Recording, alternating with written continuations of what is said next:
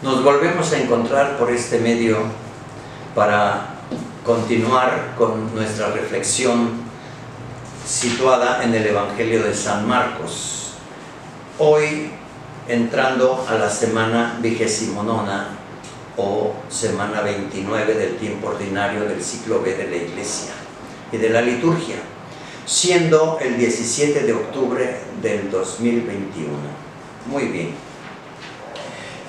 Entramos en la última parte del capítulo 10 del Evangelio de San Marcos, que ya veníamos analizando en los dos domingos anteriores, ¿verdad? El capítulo 10 como una parte medular de la doctrina fundamental y pues de lo que verdaderamente debemos de apreciar y analizar con mejor detalle para poder crecer en nuestra vida espiritual, en nuestra relación con Dios y en nuestras relaciones humanas, ¿verdad? Nuestro desarrollo social, familiar, etc. Hoy el Evangelio de San Marcos en esta última parte nos va a tratar un tema, yo diría que es un poco escabroso porque se trata de la acción sí salvadora de Jesucristo, del que ha venido a dar la vida por la redención de todos, pero que repercute fundamentalmente también en lo que son las funciones, yo diría, políticas. Nuestro Señor en su enseñanza abarca todos los ámbitos.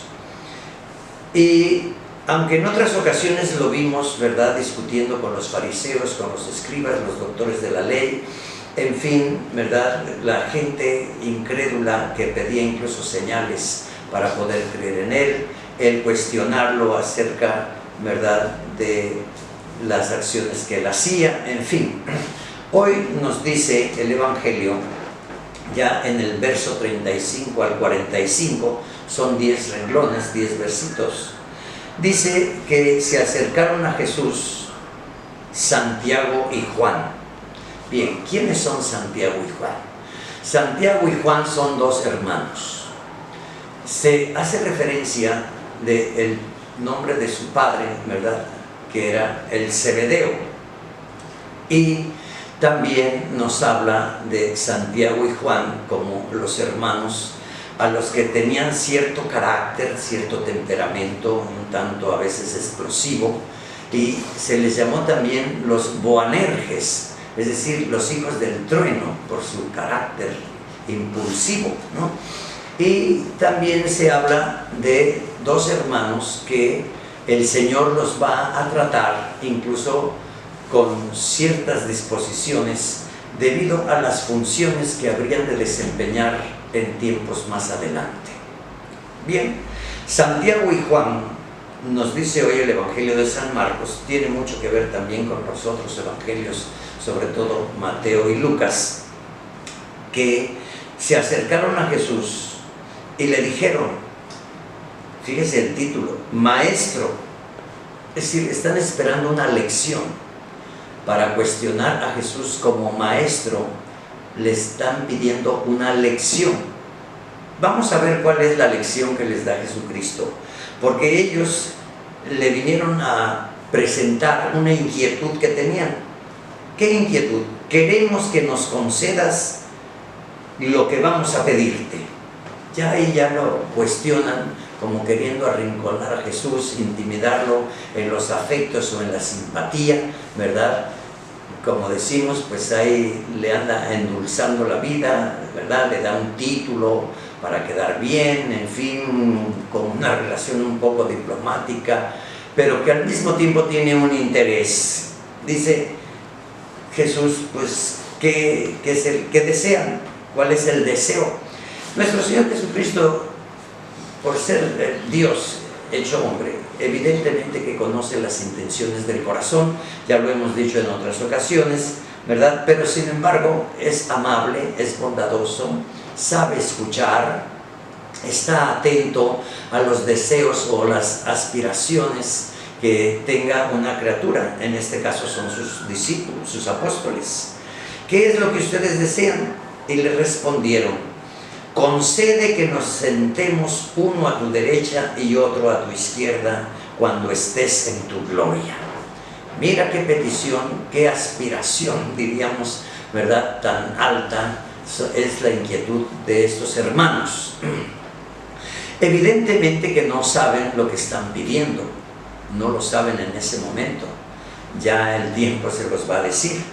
Pero, ¿qué significa? Ellos habían oído, ¿verdad?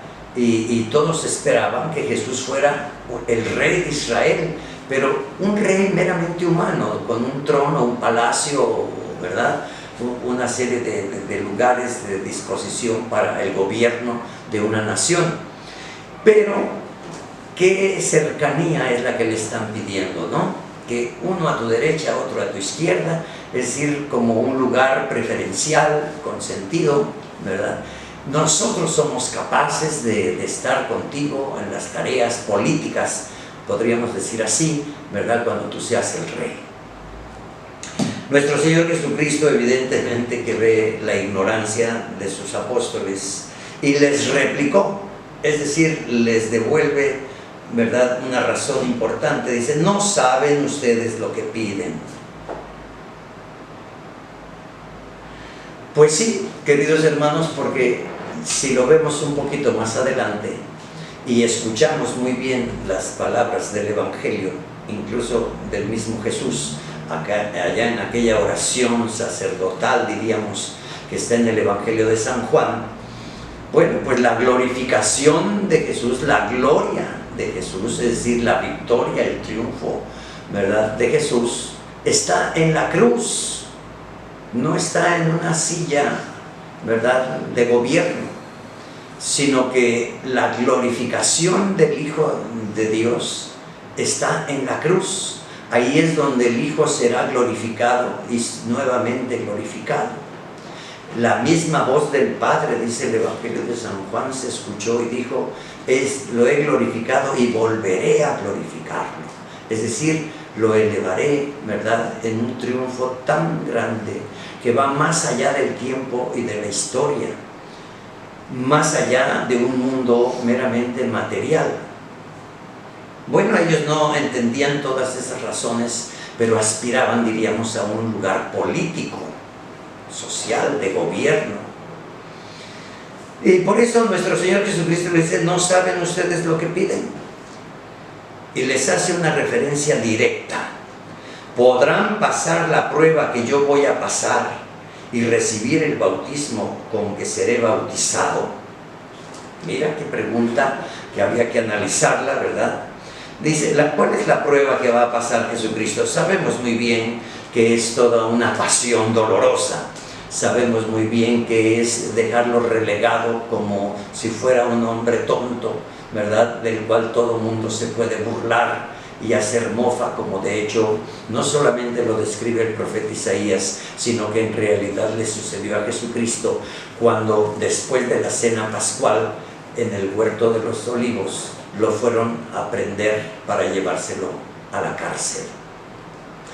Toda una pasión dolorosa que empieza incluso en el mismo huerto de los olivos, donde el Señor incluso en aquel estado como una agonía profunda, ¿verdad?, incluso emana de su cuerpo como gruesas gotas de sangre que empapan la tierra. Una angustia total, ¿verdad?, con la responsabilidad de darle la salvación al género humano, que no es cualquier cosa, y de poderle dar una respuesta adecuada a su Padre, que es quien lo ha enviado para dar la vida por nosotros.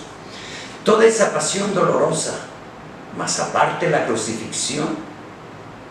Ahí en la crucifixión, ¿verdad?, dice nuestro Señor Jesucristo, podrán recibir el bautismo que yo he de recibir. Bautizar significa bañarse. Y el baño que va a recibir Jesucristo, pues no es solamente un baño de insultos y de majaderías y de azotes, sino que es el baño de su propia sangre. Es, por decirlo así, el bautismo en la sangre del mismo que lo padece. El bautismo por sangre, eso había que ponerlo en un apartado diferente, porque hay bautismo de deseo, bautismo del agua, bautismo de sangre en este caso, como puede ser el mismo caso de los mártires. Así es de que Jesús les dice, oigan, podrán ustedes recibir todo esto que yo voy a padecer y aparte del bautismo que yo voy a recibir. Por otro lado, sentarse a su derecha, a su izquierda, en el trono de la gloria, pues no le correspondía a Jesucristo quiénes serían aquellos elegidos. Pero si lo situamos frente a la cruz, estaremos viendo que a su derecha o a su izquierda estaban dos ladrones. Dos ladrones, Dimas y Gestas, como se les conoce tradicionalmente, ¿verdad? Uno renegando y el otro arrepintiéndose. Uno ganando la gloria y robándose el cielo, diríamos en el lenguaje de dos ladrones, ¿verdad? Y el otro renegando y vociferando, como haciendo un parteaguas entre quien se puede salvar o condenar, según su forma de ser, según lo que haya entendido y captado, ¿no? Y así pues, a la derecha o a la izquierda, pues no. Ahora en el trono de gloria eternamente, bueno, pues indudablemente que estará la Santísima Virgen María, la Madre del Rey, ¿no? Diríamos, la Reina Madre, en primer lugar, y evidentemente que estarán, bueno, pues tal vez aquellos 12 apóstoles como las 12 columnas que edifican la iglesia y la casa de Dios. 12 columnas que deberán de estar firmemente cimentadas como para llevar toda una estructura de una iglesia. Son imágenes metafóricas, si usted quiere decirlo así, pero que al mismo tiempo nos hacen llegar a una reflexión más profunda, la edificación de la iglesia.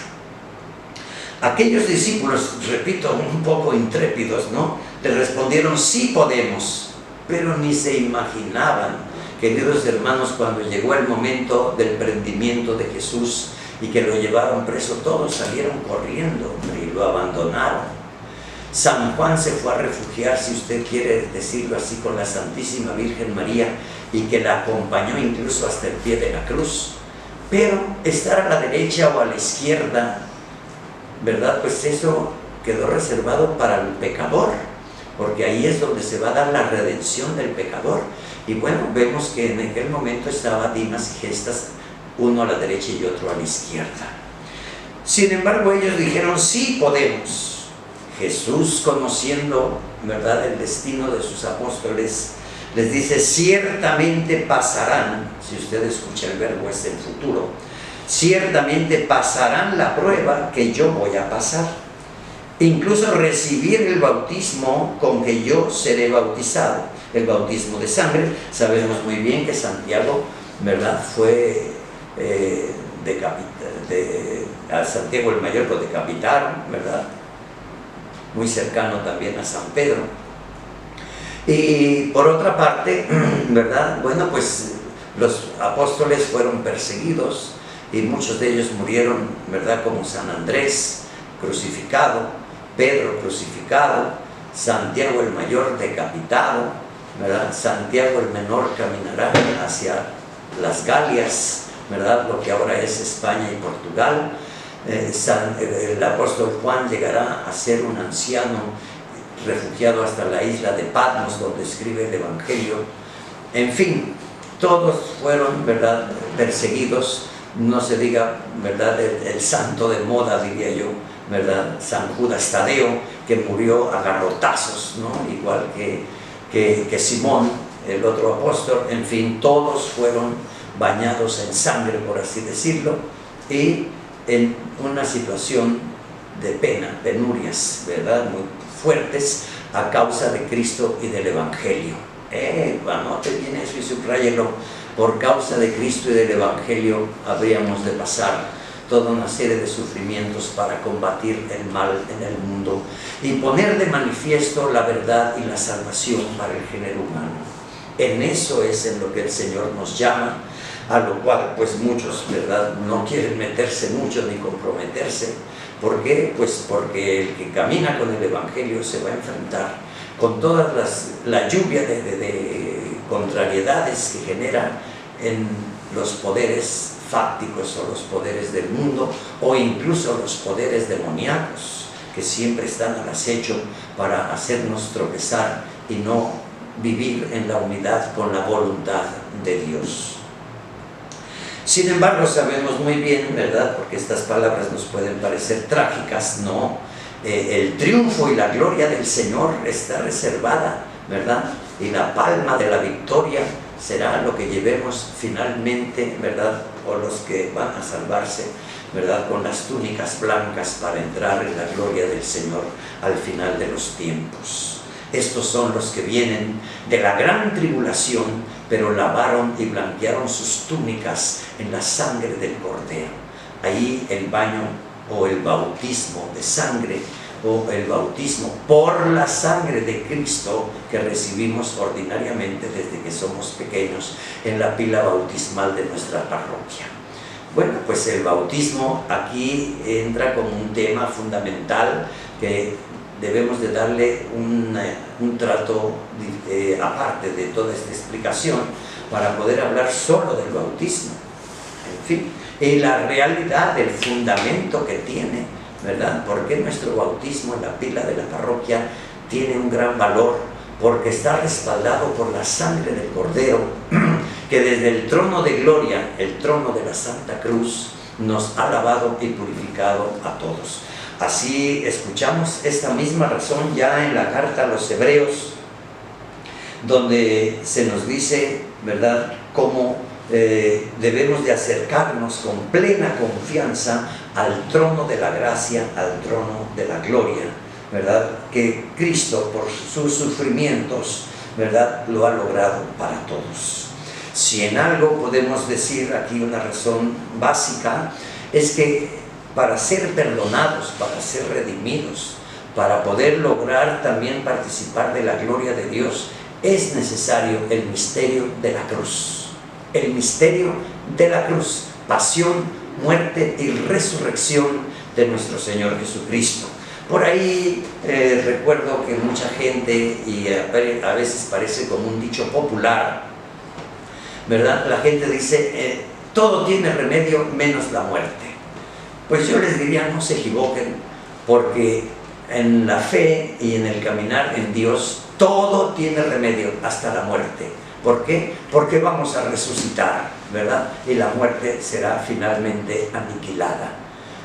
Bueno, pues esto no lo olvide usted, todo tiene remedio hasta la muerte, porque vamos a resucitar y esa es nuestra meta, esa es nuestra esperanza y por eso aplicamos nuestra fe y sobre todo nos aplicamos en el amor y en las obras de la caridad, buscando la salvación del prójimo. Nunca condenes, nunca insultes, nunca desprecies, nunca maldigas y nunca condenes a nadie, porque el Señor te ha llamado a ti, a mí y a todos los bautizados con mucha confianza y con gran amor que nos tienen, para que ayudemos a la salvación de las almas. Esposo, salva a tu esposa, esposa, salva a tu marido, padres de familia, salven a sus hijos, hijos, no deshonren a sus padres, en fin, procurar la salvación de todos, lo que es familia y lo que es también trabajar en la sociedad como Iglesia de Jesucristo para lograr esta gran victoria. Bueno, ahí están todas estas razones, ¿verdad? Esto generó un problema entre el resto de los apóstoles porque se percataron que aquellos, ¿verdad?, querían aprovecharse de intimidar a Jesús y hacerle peticiones que tal vez no venían al caso, y ahí empieza una discusión, ¿verdad?, porque va a pedir los principales lugares, etcétera. Quiere decir, todos estaban en una idea muy equivocada, no entendían todavía cuál sería el trono de la gloria ni el reinado de Jesucristo. Así es de que se pusieron celosos, discutieron, pero nuestro Señor Jesucristo los reunió a los 12, ¿no? ¿Qué diría Pedro? ¿Qué diría Judas? ¿Qué diría? En fin, ¿no? Todos seguramente andaban peleándose, como decimos corrientemente, el puesto político o el hueso político. Bueno, es muy humano y nuestro Señor habla precisamente ante todas esas aspiraciones, trabajar, ¿no?, sí, por las razones sociales y políticas y el orden, ¿verdad?, de la justicia, pero aspira a más, aspira hasta la vida eterna.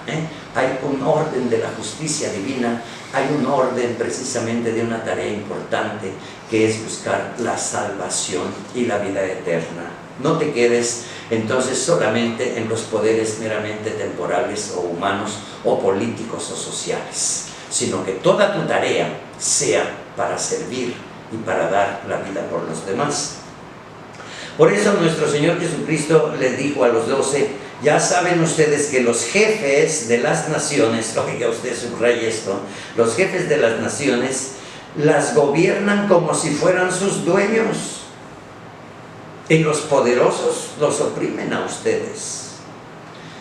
Bueno, eso que lo reflexionen, ¿verdad?, nuestros gobernantes, empezando por el presidente y sus gobernantes y todos sus equipos, ¿verdad?, que si han de gobernar no es para adular su ego, ¿verdad?, y inflarse en una prepotencia, porque todo eso es ridículo, totalmente ridículo.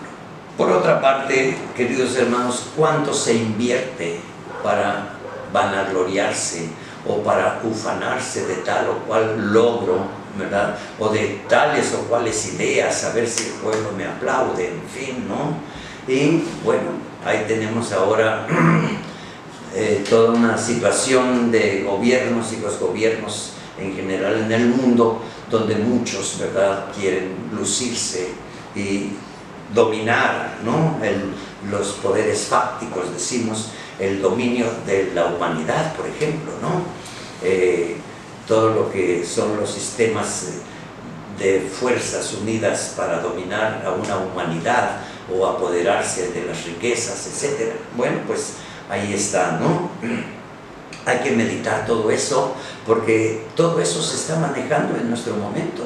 Incluso cuando se nos habla, ¿verdad?, del cuidado de la naturaleza, ¿verdad?, y del mundo como nuestra casa común, dice el Papa Francisco, ¿verdad?, el cuidado de la misma naturaleza, o de lo contrario, pues vienen todos los desórdenes climáticos, que además ya estamos muy próximos, si nos dormimos y seguimos en las mismas, de echar a perder la creación entera, que después es irreversible. Óiganlo bien, es irreversible si no nos ponemos las pilas desde ahora, porque los que hoy están naciendo, mañana tendrán un mundo terrible, pavoroso, ¿no? Más o menos los cálculos científicos nos dicen que para los años 40, 50, el mundo podría ser una catástrofe, ¿verdad?, en el deshielo de los polos, en el crecimiento de las aguas, las inundaciones, o la quema de los bosques, ¿verdad?, el acabar con todo aquello, ¿verdad?, como lo vemos en California, como lo vemos en Australia, como lo vemos en muchas partes, o como dicen por ahí, ¿verdad?, en las Amazonas, que el mismo gobernante mandó quemar parte de lo que era la Amazona. Bueno, pues entonces todo eso va a generar todo un desajuste, ¿no? Las especies animales, la flora, la fauna, todo se irá a un caos. Incluso leía yo hace un poco de tiempo que surgirán muchos virus, incluso al calentamiento global. Y eso ya es más peligroso, porque mire usted simplemente este virus reciente de la pandemia del COVID-19, pues qué terrible y qué calamidad tan espantosa, pero si seguimos en un desorden, ¿verdad?, dañando nuestra naturaleza, pues va a ser catastrófico.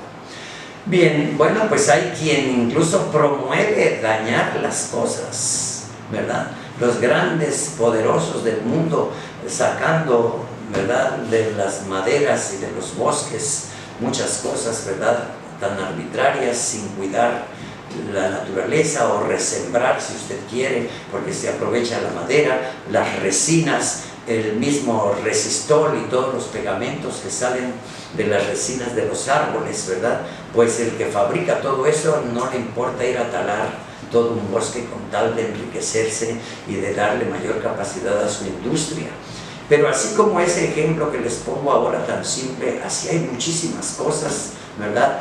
¿Cuánto no se dijo, verdad, de la mutilación de los cuernos del elefante, ¿verdad?, para el marfil, o las pieles de los animales, ¿verdad? En fin, Es una desgracia y estamos acabando con la naturaleza porque grupos poderosos los dominan, dice aquí ahora Jesucristo, y los oprimen. Los poderosos los oprimen, les roban sus riquezas, como lo hemos visto de una nación con otra, ¿verdad? Toda aquella situación tan dolorosa y lamentable que se hizo del África durante años para sacarle sus riquezas, ¿verdad? Inglaterra y Francia y todo aquello fueron a acabar con las riquezas de aquellos pueblos, en fin.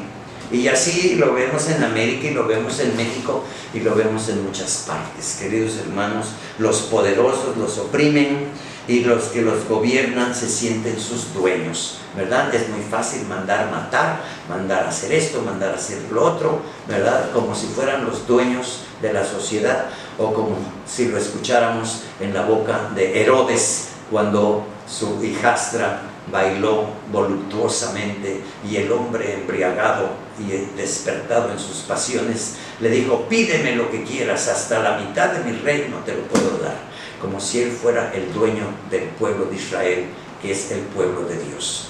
Hay quien se siente poderoso, ¿verdad? Y daña a los pueblos y daña la naturaleza y oprimen a los indefensos, que en su mayor parte pues es la población total, ¿no?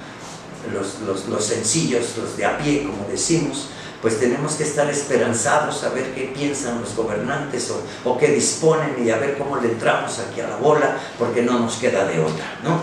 Bueno, pues los gobernantes se sienten sus dueños y los poderosos los oprimen. Pero dice nuestro Señor Jesucristo: pero no debe ser así entre ustedes, no debe ser. Ahí marca un deber, una obligación. No debe ser así entre ustedes. Al contrario, el que quiera ser grande entre ustedes, hágase el servidor. El que quiera ser el primero, que sea el esclavo de todos, ¿verdad? Así como el Hijo del Hombre, ahí viene la lección suprema, que no ha venido a que lo sirvan, sino a servir y a dar su vida por la redención de todos. Queridos hermanos, hay muchas cosas discutibles, ¿no? Por ahí escuchábamos una serie de tonterías en días pasados sobre la figura del Che Guevara, ¿no? Que no era más que un delincuente revoltoso y loco que mandó matar y matar y matar y matar, ¿no? Y ahora quiere que sea un héroe y como una figura ideal para seguir, ¿no? En la lucha de clases y la lucha de los pueblos. Y no, esas puras mentiras, hermanos, puras mentiras, ¿verdad? Pero todavía hay gente, mucha gente, que sigue con esas corrientes y con esas ideologías. Tenga usted cuidado, porque hoy nos dice Jesucristo: no debe ser así entre ustedes. Y él mismo se pone de ejemplo: el Hijo del Hombre es él. No ha venido a ser servido, sino a servir, e incluso a dar la vida. ¿En qué medida? Dejemos esa pregunta para que cada quien la responda. ¿En qué medida das tu vida por la salvación de los demás? No para pelear cómo arrebatarles su riqueza, no para decir que tienes un liderazgo y haces un levantamiento aquí de barrio, ¿verdad? No, esos mitoteros de barrio solamente causan mayores problemas y muchos problemas. Bueno, pues con Jesucristo serás capaz de recibir el bautismo que yo voy a recibir. Serás capaz de pasar, ¿verdad?, todas las tribulaciones que yo he de pasar. Bien, pues eso cada quien lo tiene que responder. ¿En qué medida nos comprometemos verdaderamente con Jesucristo, el Hijo de Dios? ¿Y en qué medida nos interesa la salvación de los demás para alcanzar el participar de la gloria eterna? Quedémonos hasta ahí, queridos hermanos, ¿verdad? Hay muchísimo que decir, pero al menos estas razones simples o básicas vamos a tomarlas muy en serio. Usted puede seguir repasando y meditando toda esta página del Evangelio, y sobre todo, si le interesa a usted crecer en su vida espiritual y en la bondad, ¿verdad?, en medio de todos los que nos rodean, empezando por nuestras familias. El rescate de los jóvenes, ¿verdad?, que es muy importante y que hoy el mundo se los traga. Tal parece que los jóvenes hoy adoran más a la bestia que al mismo Dios, creador nuestro. Hay que orar, hay que pedir, hay que salir de todas esas prácticas criminales que hoy han crecido enormemente y que amenazan peor que un gigante Goliat, ¿verdad? Peor que el gigante Goliat. El pueblo está apabullado entre el crimen organizado y tantas calamidades. Que la Santísima Virgen María sea siempre nuestro auxilio y que sea la medianera de todas las gracias para poder entender las lecciones de esta suprema sabiduría, anótelo bien. Una vez más, sea usted catequista desde su casa, desde su teléfono, su tablet o su computadora, comparta esta reflexión sencilla, sea usted catequista, interesémonos juntos, vamos juntos, ¿verdad?, para lograr un mundo mejor y un mayor respeto a la naturaleza y a la creación. En el nombre del Padre, del Hijo y del Espíritu Santo. Nos vemos aquí dentro de 8 días.